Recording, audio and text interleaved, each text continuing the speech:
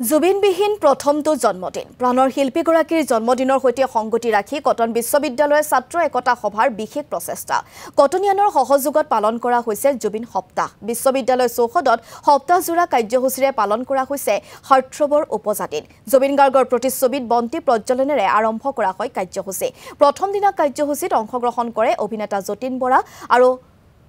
সন্তৰণবিদ Elvis Ali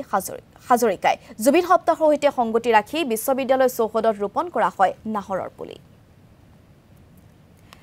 আৰু জুবিন সপ্তাহ যেহেতু পালন কৰা হৈছে কটনত আমি তাৰে কিছু পৰিৱেশ দেখুৱাইছো আৰু সপ্তাহজোৰা এক কাৰ্যসূচী আৰু এই সন্দৰ্ভত আমি সবিশেষ কিছু জানিবলৈ চেষ্টা কৰিম আমাৰ সাংবাদিক ৰূপম দলৰ জৰিয়তে হয় কাইলৈ প্ৰাণৰ শিল্পী জুবিন গাৰ্গৰ উপজা দিন আৰু এইবাৰ তেওঁ নাইকিয়া হোৱাৰ পাছত প্ৰথমটো উপজা দিন অনুষ্ঠিত হ'ব উদযাপন কৰা হ'ব সমগ্ৰ অসম জুৰি তেওঁৰ উপজা দিনটো উদযাপন কৰা হ'ব অশ্ৰুসিক্ত নয়নেৰে এইবাৰ পোনপ্ৰথমবাৰৰ বাবে উদযাপন কৰা হ'ব জুবিন গাৰ্গৰ জন্মদিন আমি কটন বিশ্ববিদ্যালয়ত আছোঁ জুবিন গাৰ্গৰ জন্মদিন উপলক্ষে তেওঁলোকে জুবিন সপ্তাহৰ আয়োজন কৰিছে কটন বিশ্ববিদ্যালয়ৰ ছাত্ৰ একতা সভাৰ উদ্যোগত আমি দেখুৱাবলৈ যত্ন কৰিম প্ৰথমতে সোমায়ে মূল গেটেৰে সোমায়ে দেখিব ইয়াত জুবিন গাৰ্গৰ এখন বিশাল আকাৰৰ প্ৰতিচ্ছবি ৰখা হৈছে আৰু ইয়াত শ্ৰদ্ধাঞ্জলি জ্ঞাপন কৰাৰ ব্যৱস্থা কৰি দিয়া হৈছে আনফালে বিশ্ববিদ্যালয় চৌহদৰ যিসমূহ গছ আছে প্ৰতিজোপা গছতে জুবিন গাৰ্গৰ যিসমূহ কালজয়ী সৃষ্টি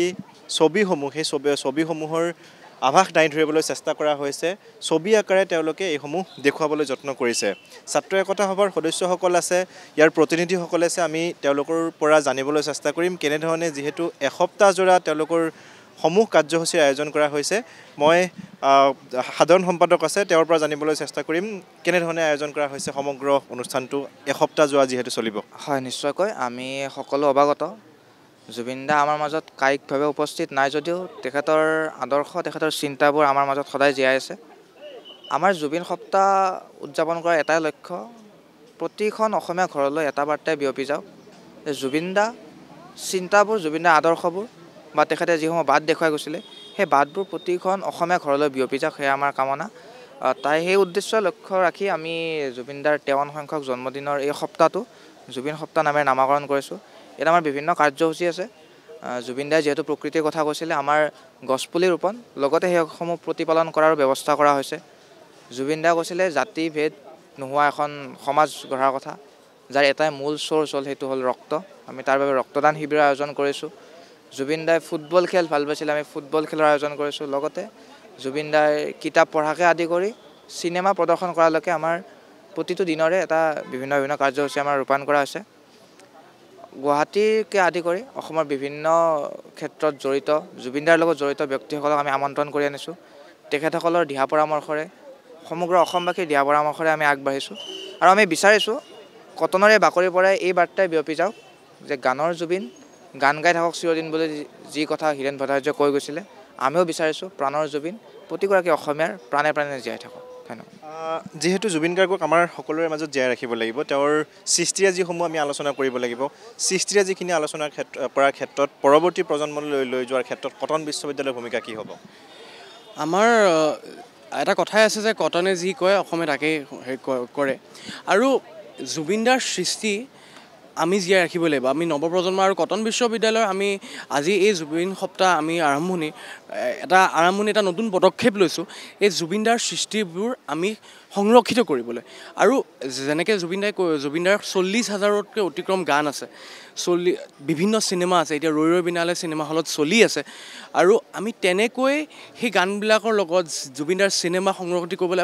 আমি নতুন প্ৰজন্মক আমি শিকাব লাগিব জুবিন গাৰ্গ কোন আছিল সেই জুবিন গাৰ্গৰ এই সত্তাটো আমি জীয়াই ৰাখিব লাগিব আৰু তাৰ কেৱল গান বুলি নহয় চিনেমা বুলি নহয় জুবিন দাই কিতাপ পঢ়ি ভাল পাইছিলে জুবিন দাই গছ ৰুই ভাল পাইছিলে জুবিন দাই ৰক্তদান কৰি পাইছিলে জুবিন দাই ফুটবল খেলি ভাল পাইছিলে বিভিন্ন ধৰণৰ আমাৰ জুবিন দাই যি কৰি গৈছিলে সেই সকলোবোৰ বস্তু আমি একেলগে সাঙুৰি আমি বিভিন্ন দিনত আমি জুবিন দাৰ নামত কিবা কিবি কৰিম বুলি আমি ভাবিছোঁ আৰু